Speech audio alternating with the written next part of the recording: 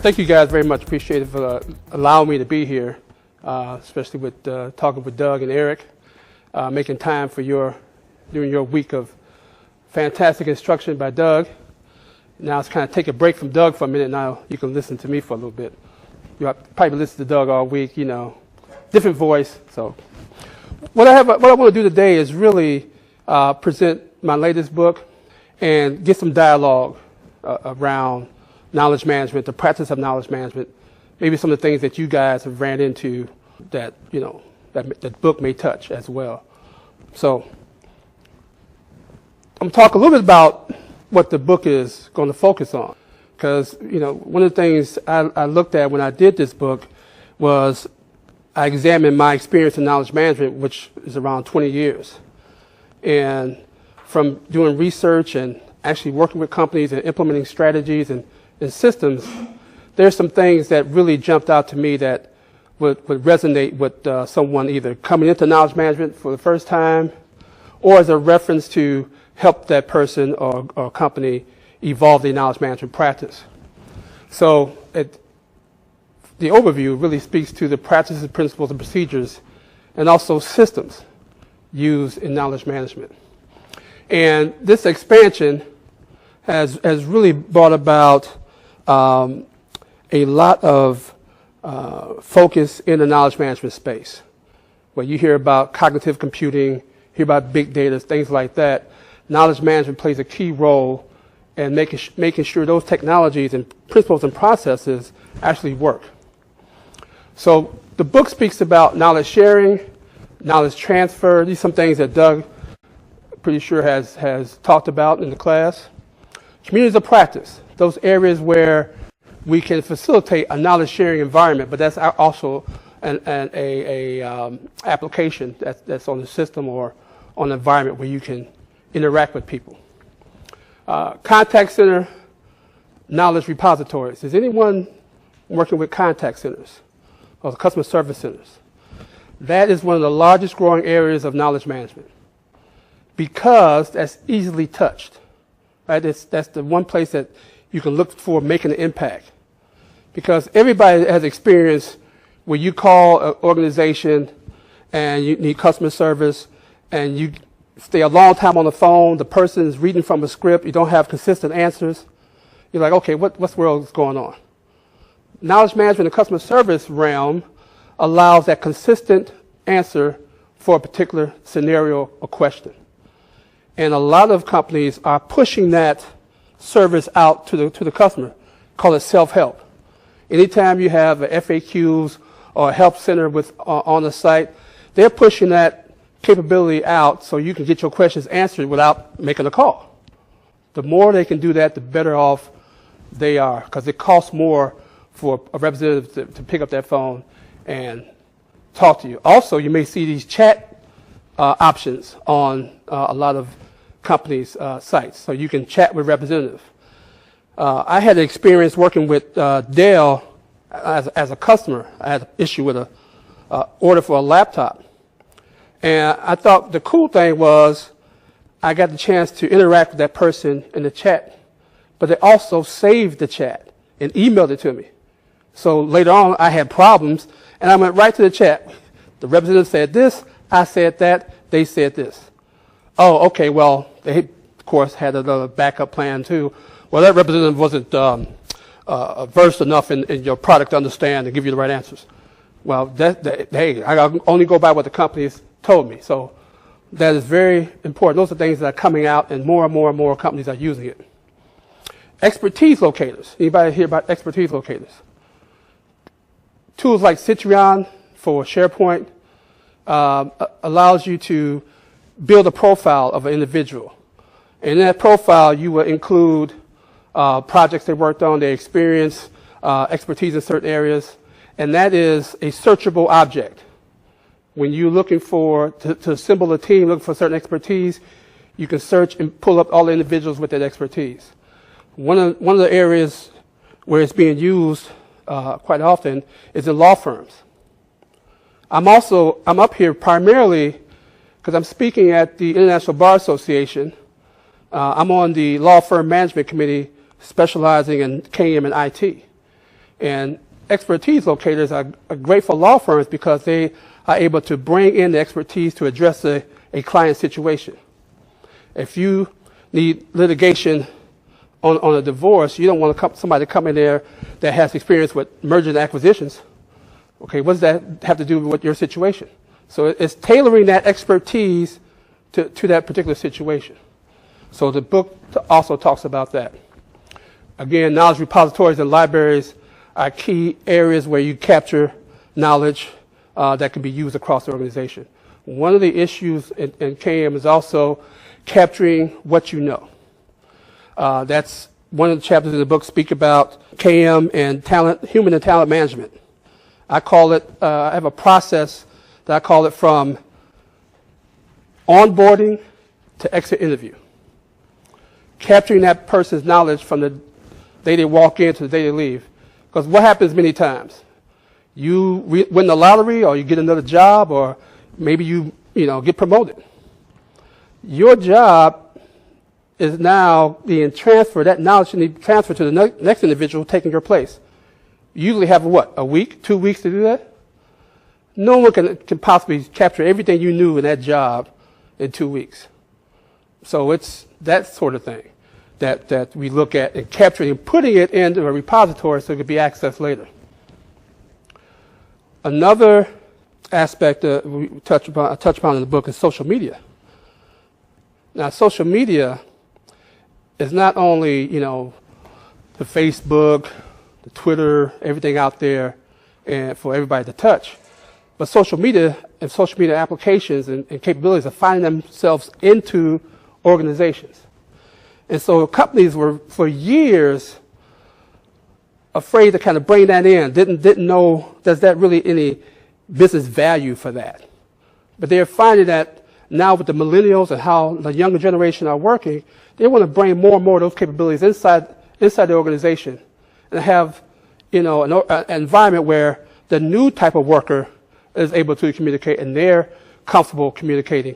And so those social media type applications capabilities are brought into the firewall. A lot of talk around social media came about in the Army and the military. I've done some work in the military in KM, and they've have certain sites where like families of military folks are able to interact. They're able to also interact between themselves. They have a very secure, you can imagine, area where they can pass that information along. So they have social media type applications in the military as well. And decision support systems. Now, where will you find decision support systems? The one place that you probably you should say, hey, they should have something like this, is when you go to the doctor or you go to the hospital. Drug interactions, your history of your illnesses, they have to understand if that pharmacist prescribes a certain medication, that it doesn't interact with what you're already taking. Now, in the chapter about healthcare, write about the decision support systems. I also write about how it is important for people to take control of their own health because it's being more people-centric.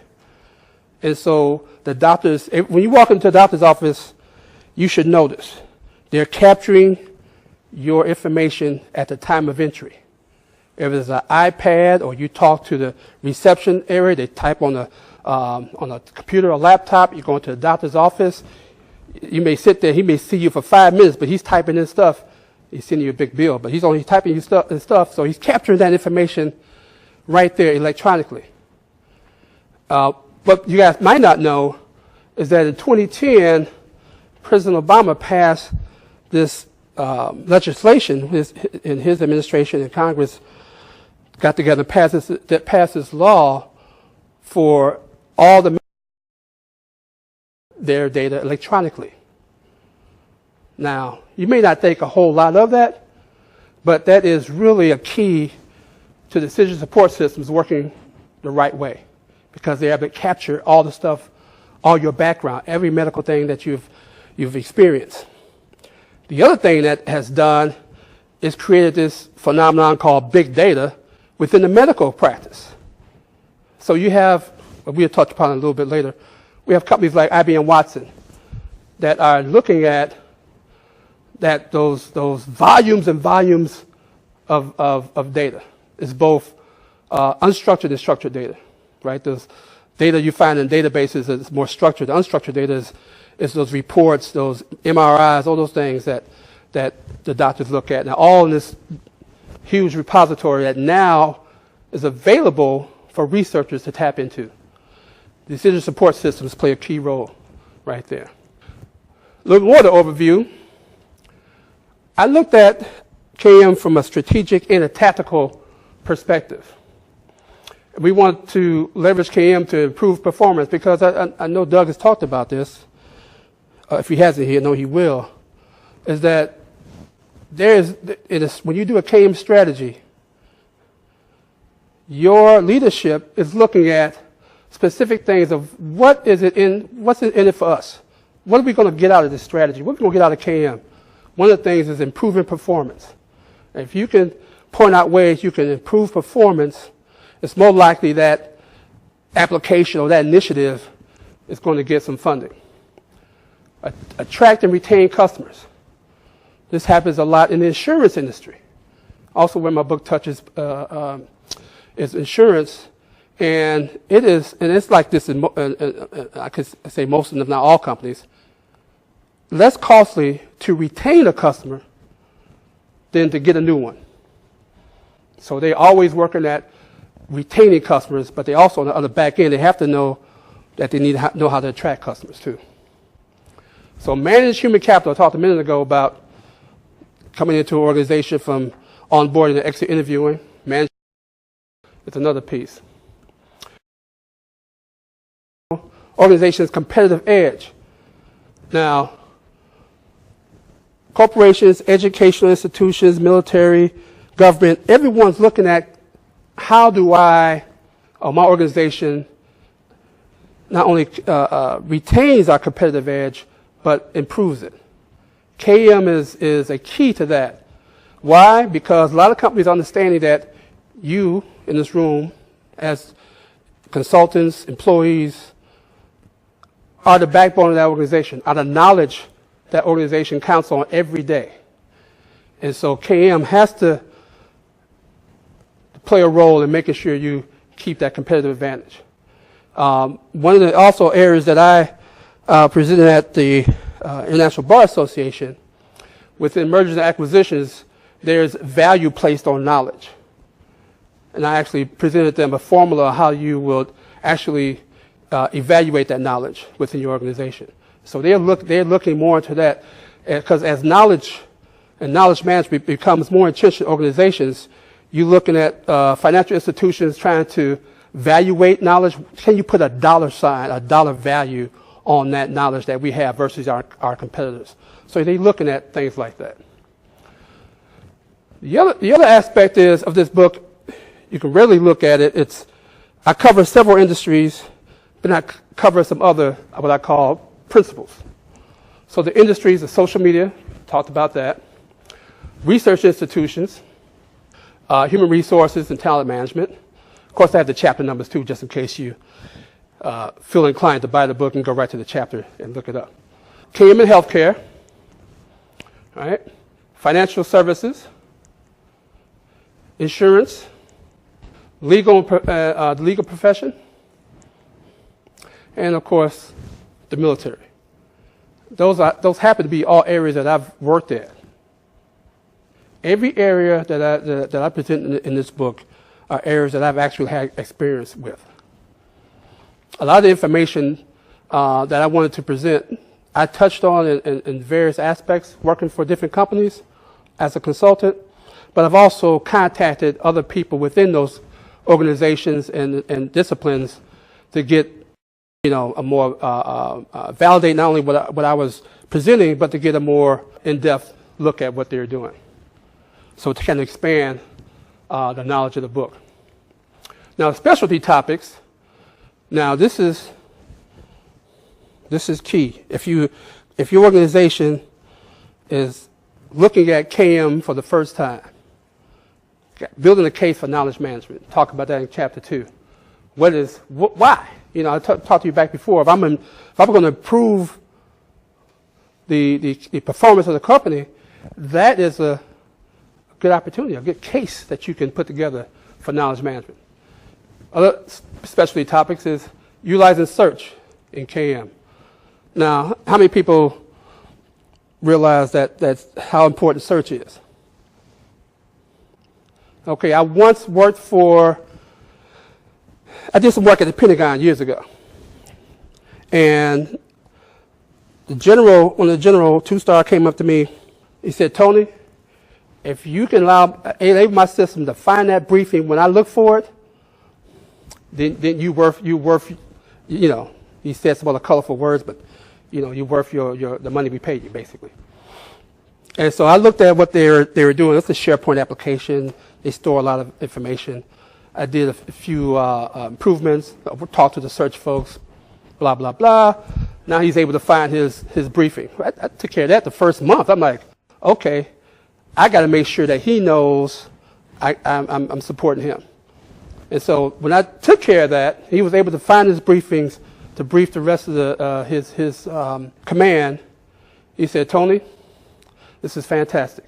I got these other things I want to do. I want you to carry this out. I said, okay, fine. And so when he addressed his people, he said that when Tony speaks, he speaks for me.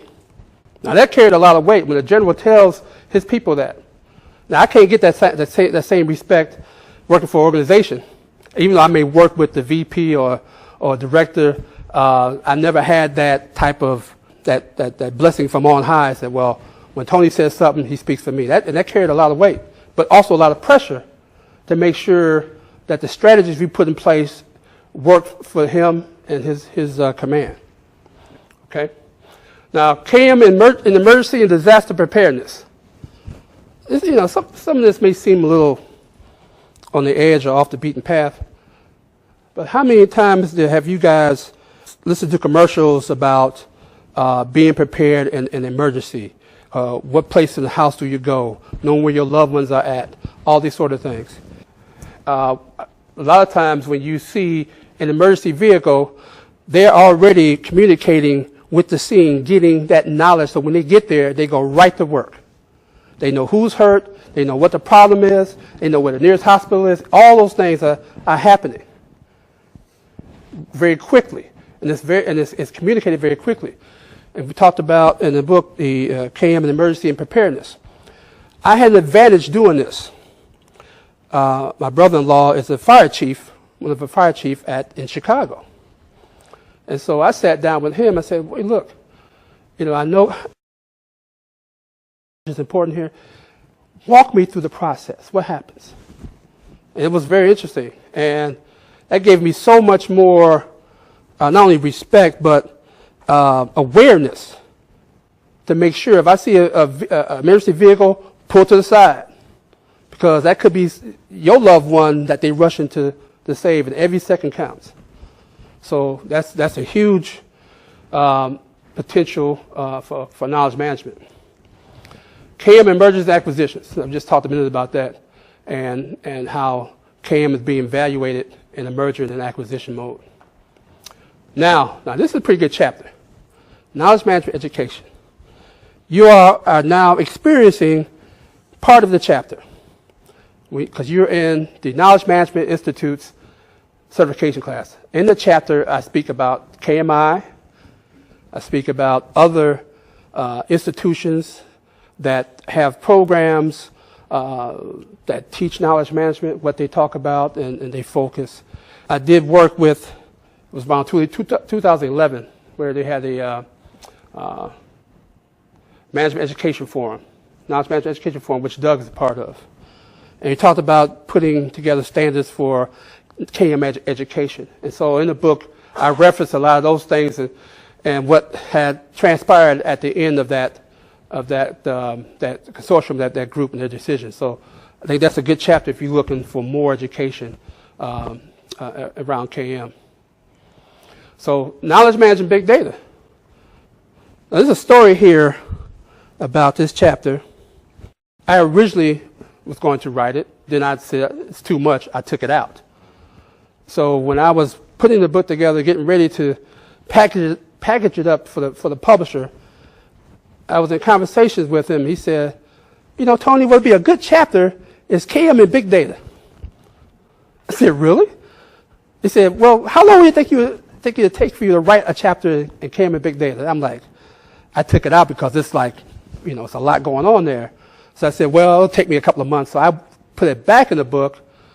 I have some experience with KM and big data, but not as much that can really get some meat to a chapter.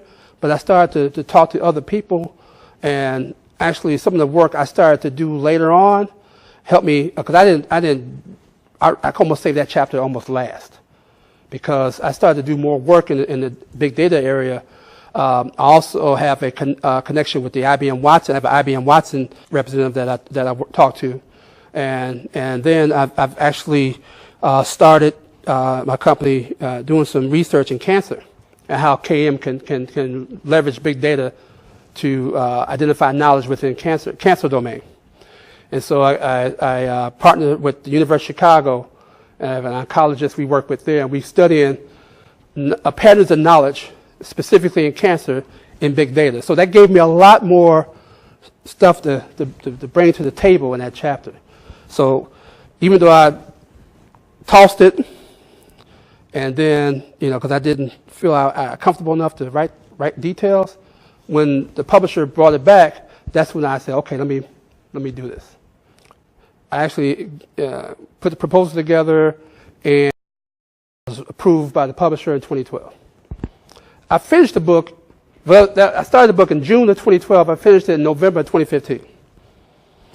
You know, as they say, life happens. I wasn't writing every day for that amount of time. There were chunks. There were 6 months, 8 months where I didn't do anything because I was concentrating on other stuff. And in 2014, my mom passed because, you know, of cancer. And so that whole year, I mean, I was really with her, helping her, right? And it just, all of a sudden, you know, it was really devastating. And it took me almost a year to kind of, you know, all of 2014 to me is a blur because I really didn't do a whole lot. And I dedicated my book to my mom because of, you know, her influence on me. And so even though I started in 2012 and finished in 2015, you know, I didn't take the whole time to write it. But, you know, life happens. And the whole thing was for me to finish. I always try to finish everything I start. So the big thing for me is to finish this. Other thing is knowledge management adoption. Now, there's a few nuances here we're going to go into a little bit more about. I call it drinking the KM Kool-Aid. You know, when you get this great idea, you have your, you know, the blessing organization, your strategy is going forward, and you can improve performance, you can do all this stuff, you can put this system out, but now people got to adopt it. People have to buy into what you're selling. What's this knowledge management stuff, right?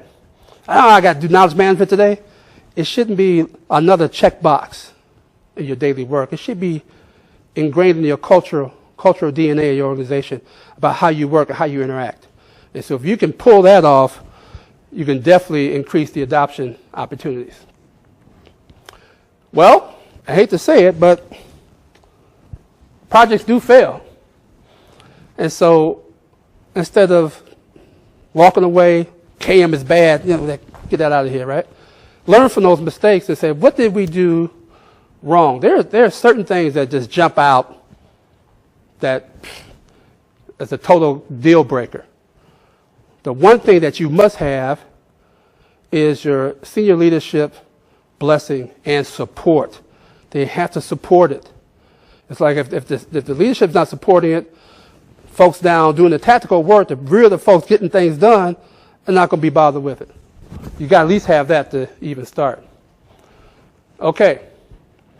After all that writing and, you know, from the organizations to the specialty topics, there's a few themes that I kind of brought out of here. So the need to improve search and findability, knowledge sharing, knowledge capture, cataloging, storing, and reuse, the whole knowledge cycle.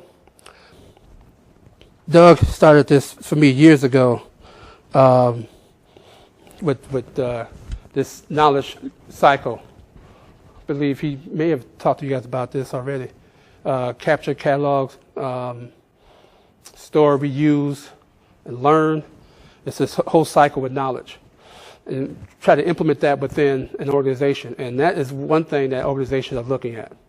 Again, locating experts and specifically delivering customer service knowledge. And it's real key in those three areas. I could add more in technology. I can add a few more. But in the book, those are the major areas that really lived and breathed within the customer service knowledge space. Okay, now I'm going to kind of switch gears and just kind of focus on one aspect of the book and just talk a little bit about KM adoption. And you guys probably run into this, right? The first thing, number one, unclear knowledge management strategy. I'm pretty sure Doug talked about KM strategy. You got to have that KM strategy to even understand if it's going to be a squirrel or it's going to be a bull. Now, I've been brainwashed. It's been squirrel and bulls I've been squirrel and bull for the last 10 years with Doug. So so when I speak to organizations, I translate that to the smaller initiatives to the larger initiatives. Everybody wants to go to the big initiative. I'm thinking, there's some cultural issues, right? Right? There may be lack of personal return on investment, maybe a lack of organizational culture to accept it, or organization commitment. And what you may not even take this for granted, but the failure to communicate this effectively. I'm pretty sure every organization you guys work for, you have a communications area. Getting the word out to the right people in the right way. It's almost a microcosm, right, of KM, getting the right knowledge to the right people at the right time in the right way.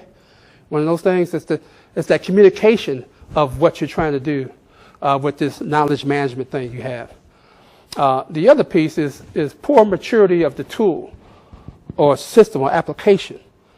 And so if the application doesn't mature or expand or evolve, you may also suffer from adoption. So let's take a second to look at the communication plan. So the challenges and opportunities of setting up a KM program, right? That's one of the things that we want to talk about in the communication plan. Scope of the program, communication objectives, communication channels. I put this in here. Sample communication audience and channels. You want to identify in your communication plan what are those communication audiences and channels. Who are you talking to? Who's your audience that you're focusing on? Activities proposed per objective. There may be lunch and learns to announce the product or announce what you're doing. There may be focus groups. Maybe a lot of things going on to help communicate that. And then activities identified in the communications calendar. So all the communications people have a calendar of when and what's been communicated. So what's the approach? Leveraging existing communication channels. Again, communication channels. Communicate in some way at least once per week. It depends. I mean, you don't want you get bombarded with, oh, this is, this again. People just dismiss it. But you want to communicate enough where people will be interested in it, right? Develop core messages that the organization can leverage. And this is very important through the remainder of the initial year of the implementation and post-implementation. It's always that hype, maybe Doug talking about the hype curve. It's all that, oh man, we got a new KM system, it's going to do this, going to do that. Oh man, this is fantastic. Woo, woo, woo. Everybody's excited. That hype is up here. And then you want to keep people engaged and then using the system, and so it kind of keep it up here, but it's going to go down at some point. But you don't want to go and people just abandon it. You want to keep that communication up, keep engaged with your customers that's using it, whether internal or external, to make sure you keep up with what their needs are. Okay. Now the KM system. Now there's other things based on your strategy and what you want to implement in KM and what kind of adoption methods you want to use. But communication is one way to get the word out. But 9 times out of 10, it's going to be some system-related involvement, right? So the challenges around the system is also some of the general challenges. However, you got lack of user SME, subject matter expert involvement. And when you build a knowledge management system, you want to make sure you have your knowledge, your experts in that subject area working with you. It basically depends on what you're trying to achieve. So that's the next point, KM system not addressing the right problem. Many times in the course of my consulting with KM with companies, they address the wrong problem. And then folks say, oh, this is great, but we don't need this. It doesn't even address our problems. And so you got to go back to the basics. Doing some root cause analysis, understand what the problem is, understand what the contributing factors to the problem are, solving the right set of problems, because that will kill your KM program at your company, right? Culture not ready for KM application. That goes back to the communication piece. Getting your company ready, your people ready for it, right? Then we talk about lack of organizational commitment, failure to communicate effectively, poor maturity of the tool, and one of my favorites, got to implement a user-influenced information architecture. Now, who knows about information architecture? Just me? Okay. What that is about. Right. Exactly. And that's a heavy user-involved exercise. Understanding the labels on the application, how it's going to be laid out, the hierarchical aspect of your content, metadata, that those properties that describe your content, so you're able to search and findability. I call that all the electricity and plumbing that you don't talk about. You look at a new house, the real estate person doesn't say, oh man, look at that great electricity right there. That plumbing looks fantastic. But you need that when you turn on that switch, you expect that light to come on. When you turn that faucet, you expect the water to come out, right? That's the information architecture behind your application. One great example I use is go on to Amazon.com. Makes a great use of taxonomies, metadata for different items like they expose, like books or different audio products or whatever, even different types of books. I mean, that's all metadata. And it's all put into this very user-friendly package. And that's what information architecture does. And if you don't have the right information architecture, I don't care how great your system may work. If folks can't find what they're looking for, it's mislabeled, they don't understand what this is, they'll never use it. So that is also a key piece. Okay, now you heard a little bit more about the book, some details, some of the aspects of how I went about doing it, putting it together and getting it published. In the last chapter, I talk a little about the future of KM. Now, remember when I finished this book, that was November of 2015. One of the things that jumps out is customer service. IBM Watson is playing in that space. They want to be the leader in that space. Talk about knowledge capture, social media. Social media gives everybody an opportunity to share, whether you want them to share or not, right? It gives whether you want to hear about the new stuff they bought at the store or whatever. Social media gives everybody an opportunity to share. Big data, cognitive computing, and wearable technology. Those 3 biggies right there are going to expand the use of KM and KM concepts. So a lot of stuff that Doug is teaching you, you can apply it to big data. You can apply it to cognitive computing. I could have put IBM Watson in the big data and cognitive computing space because they're playing there too.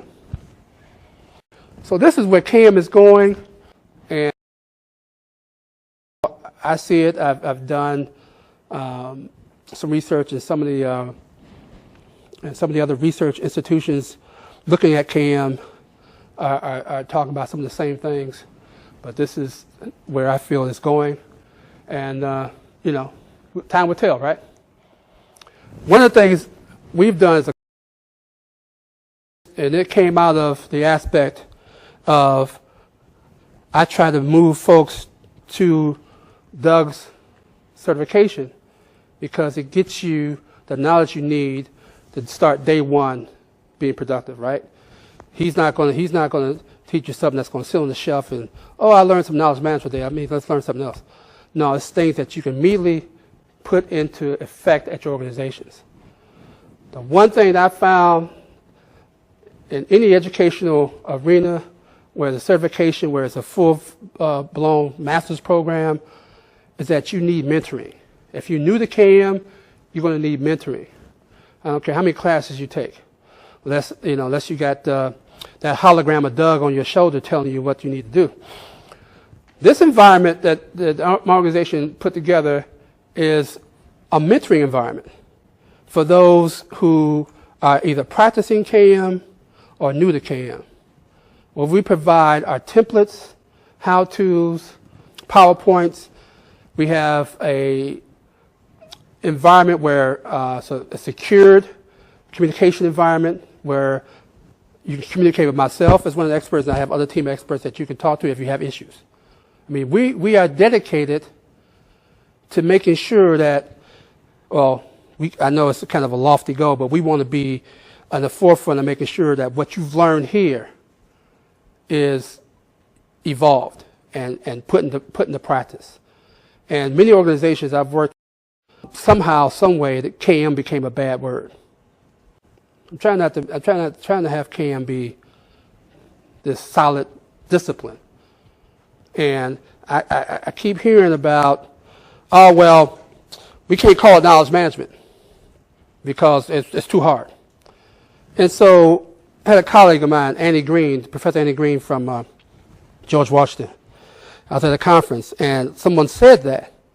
And before I could even say anything, she just like, look, that's the problem with KM right now. We're trying to establish that as a paradigm, knowledge management. Call it what it is. It's such because physics is hard. Now you want to change physics? You want to call it something different? No. She was like, no, you call it knowledge management because that is what it is. I'm like, okay, right? So we, as an organization, we want to continue to promote companies like the Knowledge Management Institute to make sure that we help guys like you all are here today to help implement KM. Well, thank you guys. Appreciate your time and your attention. And I guess I'll open up for questions.